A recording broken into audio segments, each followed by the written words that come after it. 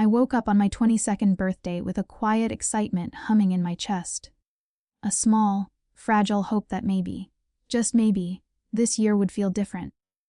I didn't expect gifts or grand gestures from my family. I hadn't received any since I turned 16. But I thought I would at least get a happy birthday, or a smile, or something that resembled kindness. I guess I still held onto scraps of hope, like a child clinging to the last thread of a safety blanket. The house smelled like burnt toast and cheap coffee when I walked into the kitchen. Dad was at the table, reading the newspaper like always, his glasses low on his nose. Mia, my older sister, lounged against the counter scrolling through her phone, tapping the screen aggressively, as if the world owed her attention. I set the small strawberry cake, a treat I bought for myself, on the kitchen island. I tried to sound cheerful. Morning. Dad didn't look up. Mia didn't respond. I cleared my throat softly. It's my birthday today. That made Mia laugh. Not a happy laugh, not even a surprised one, but a sharp, mocking sound that cut the air like glass. Oh right, she snorted. I thought you'd be off playing with your little computer toy. Or whatever you call it. She rolled her eyes. Seriously? You're 22 and still acting like a nerdy child. Dad folded the paper, but his expression wasn't warm or fatherly. It was irritated. Like my existence was a chore he was tired of completing. I was going to talk to you later, he said coldly. But since you're here, we'll do it now. My heart sank. Birthdays in this house were never good, but this tone felt worse. He stood, walked around the table, and pointed toward my backpack sitting by the door. You've been living here rent-free. Eating our food, contributing nothing, and wasting time on that so-called project. This house isn't for losers. If you're not going to grow up, you need to move out. It hit me harder than any slap could have. Not because it was unexpected, he'd hinted at it for months, but because he chose today. My birthday. The one day I hoped he might remember I was his daughter. Mia burst out laughing, a mean, delighted sound. Finally. Maybe now she'll stop acting like she's building the next big thing. Honestly, it's embarrassing. I stood there frozen, my fingers digging into the edges of the countertop. I could have told them. I could have said the words that would shut their mouths instantly. I sold my startup. I'm the youngest woman in the country to do it. $25 million.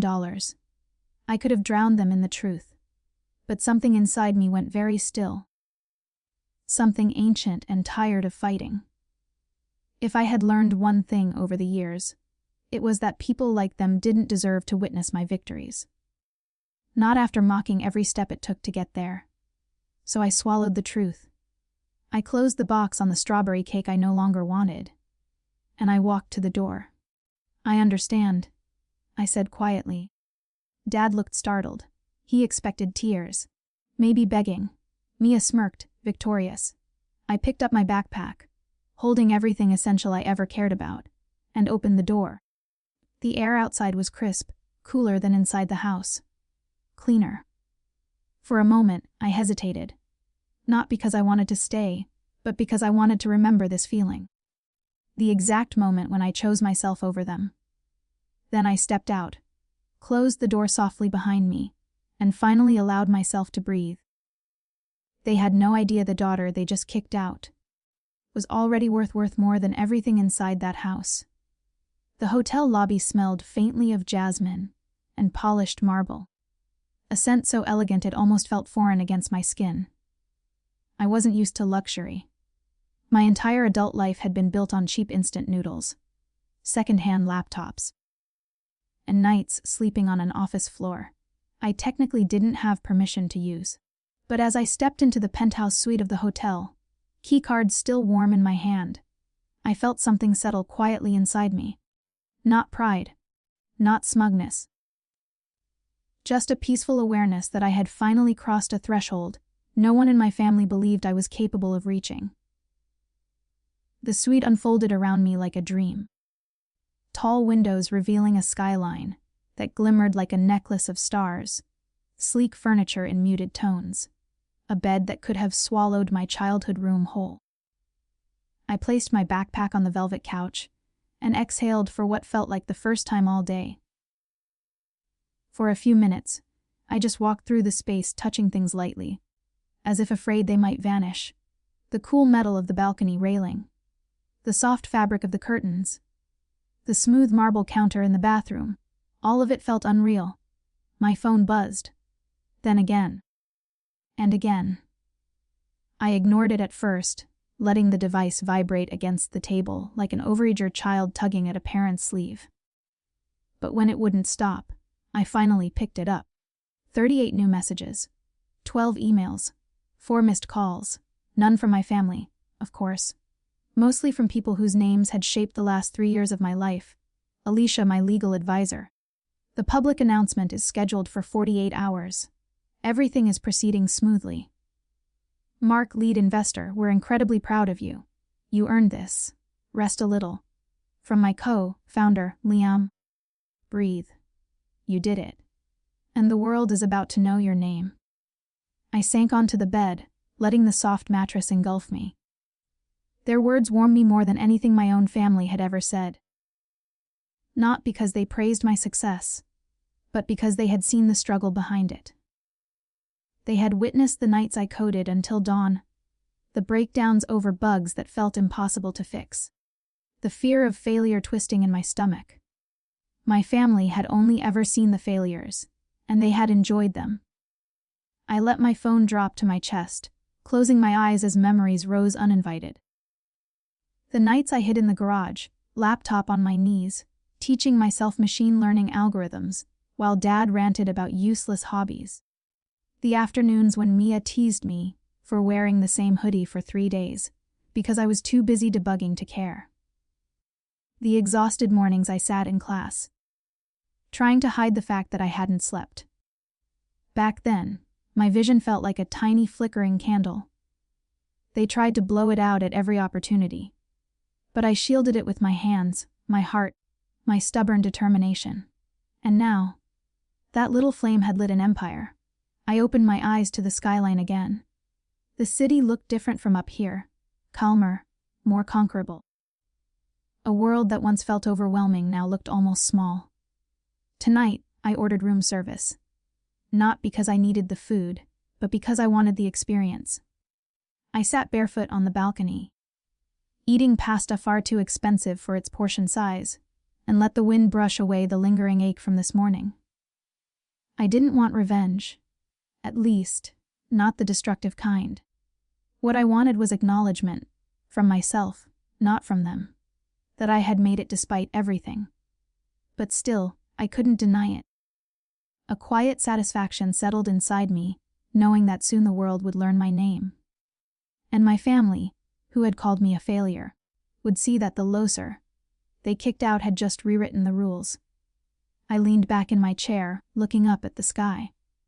48 hours, just 2 days, and everything would change. 2 days passed in a blur of conference calls, contract signatures, and the strange stillness that comes right before a storm breaks. I tried to distract myself, watched movies, browsed job listings just to laugh at the idea of ever needing one again, even reorganized the hotel room as if nesting in a temporary home. But nothing calmed the tension humming beneath my ribs. Because I knew what was coming. The announcement.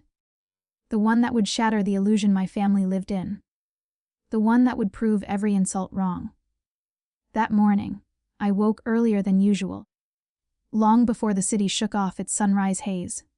The suite was quiet, but my stomach wasn't. It twisted with anticipation, fear, excitement, and something I couldn't name. I stood by the window clutching a cup of warm tea, watching cars move like tiny ants far below. At exactly 9:00 a.m., my phone buzzed. "Alicia, it's live." That was all she wrote. I inhaled slowly, exhaled, then opened the news app. The headline hit me like a physical force. 22-year-old sells AI onboarding startup for $25 million. Youngest woman in country to achieve this milestone. Below it was my face, my name, my story. Perfectly summarized in a few neat paragraphs, though the truth behind each sentence was anything but neat. I scrolled through the article, each line tightening my throat a little more. Her innovative onboarding automation tool is set to revolutionize small business operations. Born and raised in a small town. Self-taught coder who faced repeated rejection but persisted. Deal finalized earlier this week under strict confidentiality. Comments poured in by the thousands. Strangers congratulating me. People from the tech community cheering, others shocked someone, so young and female, could pull this off. A mix of celebration, disbelief, and admiration. Then came the flood. My phone exploded with notifications like fireworks. Messages. Calls, mentions, demons, emails. But it was the names on some of the calls that made my spine tingle. Dad, 7 missed calls. Dad, 3 new voicemails. Mia, 15 messages. Mom, a single, hesitant text. Call when you can. My hands didn't tremble. They should have, but they didn't. Instead, I felt an unexpected, calm sadness. Only the kind that comes from closing a chapter you once begged to stay open. I opened Mia's messages first, out of curiosity. Gee, why didn't you tell us? We could have celebrated. This is insane, I'm so proud. Then, also people at my work are asking if you can come talk. It would mean a lot to me. And finally, what hotel are you at? Dad wants to see you. I set the phone down as if her words were contagious. Dad's voicemails were next. I didn't listen to them all, only one. His voice cracked, something I had never heard in my life. Sweetheart, please call me. I didn't know. I didn't understand. I messed up. Just call me back. I closed my eyes. He didn't apologize for the years of belittling me. He didn't address the damage done. He just wanted access to the daughter he suddenly realized he underestimated. But even through the ache, I found clarity. Success doesn't erase pain. It just puts it into perspective. That afternoon, I made one of the biggest purchases of my life, a historic Victorian house back in my hometown. Completely renovated, quiet street, sunlight filtering through tall trees, a place with character, soul, space, a home, my home, not theirs. I imagined their reactions when they eventually discovered I had moved just a few miles away. Not to return to them, but to rebuild myself without them. The irony wasn't lost on me. By sunset, I finally lifted my phone and typed a single message to both Dad and Maya. I'll stop by tomorrow. Not to comfort them. Not to explain myself. But to close the door they slammed on me. This time, on my terms. And that was a power I had waited my entire life to hold. The next morning, I drove back to my old neighborhood. The streets smelled of damp earth and faint gasoline, familiar and grounding. The small houses, the cracked sidewalks, the neighbor's dog barking lazily. All of it reminded me why I had left, and why leaving had been the first step toward building a life that was truly mine. I parked a few blocks away, just out of view, and took a moment to breathe. I didn't need to rush. I didn't need to be dramatic. This wasn't a scene for anyone but myself. When I finally walked up the walkway, I noticed Dad was already in the front yard, as if he had been waiting for hours. His posture was stiff, awkward, and different than it had ever been in my childhood. There was no anger in his eyes, only uncertainty. Behind him, Mia peeked through the window, eyes wide with a mix of guilt and disbelief. I knocked softly. Dad, I said, my voice calm. He froze, then cleared his throat. Sweetheart, you're here. I stepped inside. The air smelled the same as it had when I was 15, lingering detergent, faintly burnt toast, and a hint of old wood.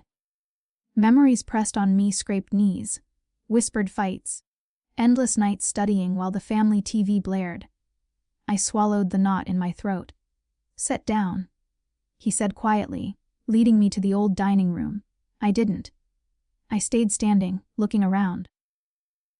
My gaze swept the room, landing on the peeling paint near the ceiling, The faded family photos, the empty chairs that had been empty for years, while I built myself in silence.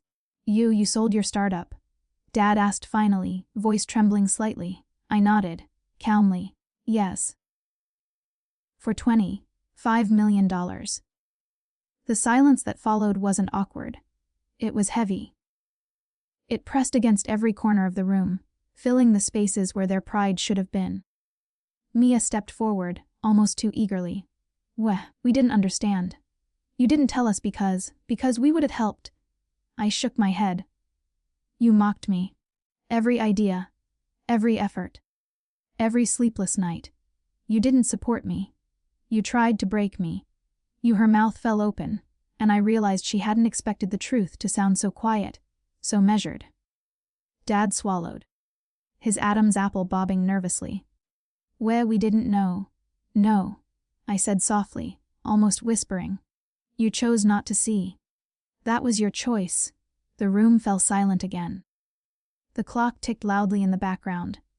Then I took a deep breath. "I'm not here to humiliate you. I'm here to close a chapter." Dad's hands trembled slightly as he gripped the edge of the table. "So, are you coming back home?" I smiled, gently, without malice. "No. I came to thank you." They both froze, confusion clear on their faces. "If you hadn't pushed me out," I continued, "I might not have pushed myself forward. So thank you. Truly." Mia blinked rapidly. But we're still family. You can help us now, right?" I shook my head. "I'm building a life, not dragging my past into it. I forgive you, but you're not part of my future." Dad looked down ashamed. His face softened, but he said nothing. I stepped back toward the door. I paused and looked at them one last time. "Next time you want to call someone a loser, make sure they're not too busy becoming everything you said they couldn't be." I walked away slowly, each step deliberate, feeling lighter with every move. Outside, the morning sun hit my face, warm and bright. The air was crisp, full of possibility, a reminder that my story was mine now. I slid into my car, started the engine, and looked one last time at the house that had shaped me but never believed in me. I drove away, not in triumph or anger, but in quiet satisfaction. The sweetest revenge of all wasn't showing them the money, the house, or the fame. It was living a life that they had tried to deny me, and knowing I had done it entirely on my own terms. For the first time in a long time, I smiled, and I knew, without a doubt, that I was finally free.